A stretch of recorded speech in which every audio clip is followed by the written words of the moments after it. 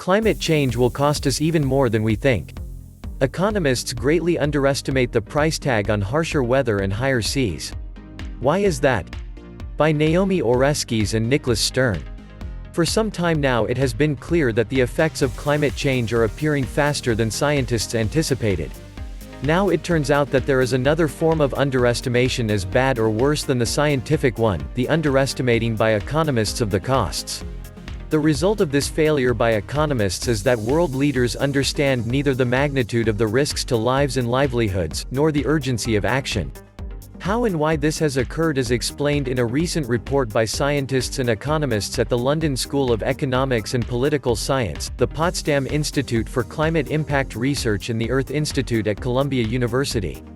One reason is obvious: since climate scientists have been underestimating the rate of climate change and the severity of its effects, then economists will necessarily underestimate their costs. But it's worse than that. A set of assumptions and practices in economics has led economists both to underestimate the economic impact of many climate risks and to miss some of them entirely. That is a problem because, as the report notes, these missing risks could have drastic and potentially catastrophic impacts on citizens, communities and companies. One problem involves the nature of risk in a climate-altered world.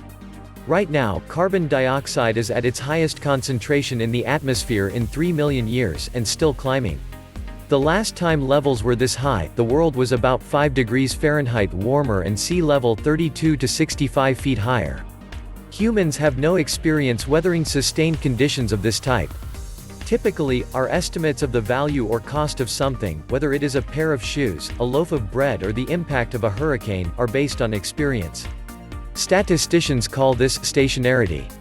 But when conditions change so much that experience is no longer a reliable guide to the future, when stationarity no longer applies, then estimates become more and more uncertain. Hydrologists have recognized for some time that climate change has undermined stationarity in water management. Indeed, they have declared that stationarity is dead.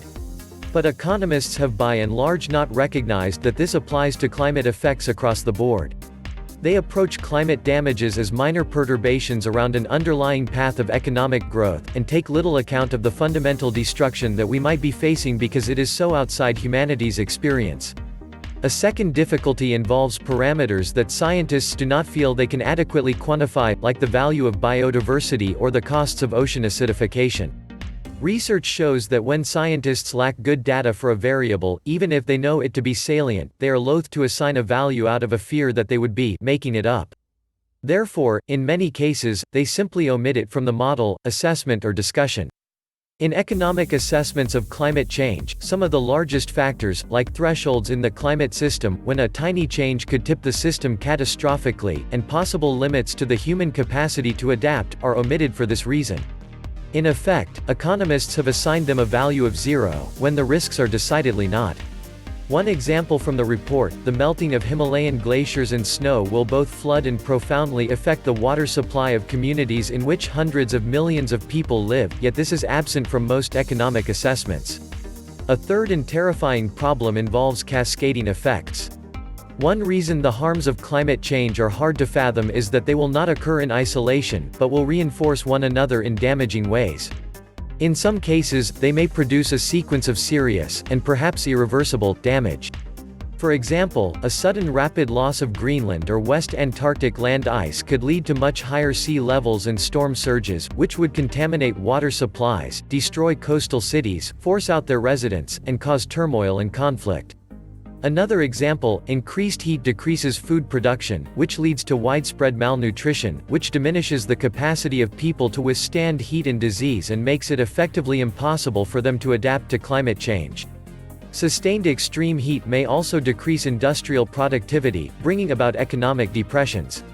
In a worst-case scenario, climate impacts could set off a feedback loop in which climate change leads to economic losses, which lead to social and political disruption, which undermines both democracy and our capacity to prevent further climate damage. These sorts of cascading effects are rarely captured in economic models of climate impacts. And this set of known omissions does not, of course, include additional risks that we may have failed to have identified.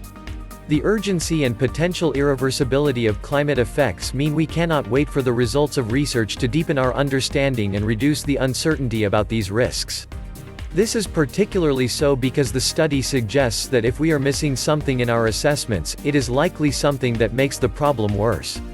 This is yet another reason it's urgent to pursue a new, greener economic path for growth and development.